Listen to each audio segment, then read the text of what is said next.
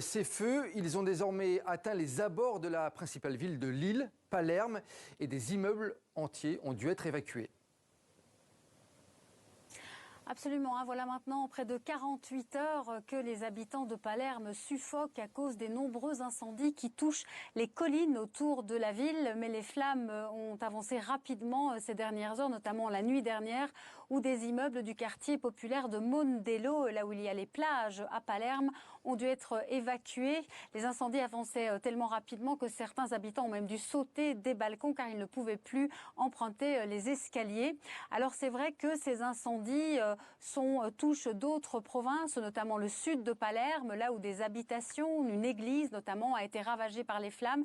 Et on compte déjà 5 victimes, notamment un couple d'octogénaires que les pompiers n'ont pas pu atteindre avant que l'incendie ravage leur habitation. Et pourtant, 3000 pompiers sont sur le terrain dans toute l'île, car les incendies touchent non seulement Palerme, vous l'avez dit, mais aussi Catane, Messine et même le sud de l'île.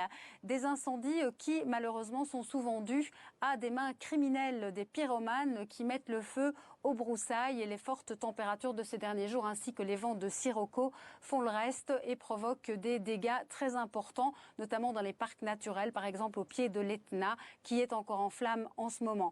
La situation est en amélioration car les températures sont en train de diminuer et les vents aussi, mais tout de même la Sicile est vraiment à genoux car ces dernières semaines les aéroports ont été fermés à cause de l'incendie, notamment à Catane, celui de Palerme hier.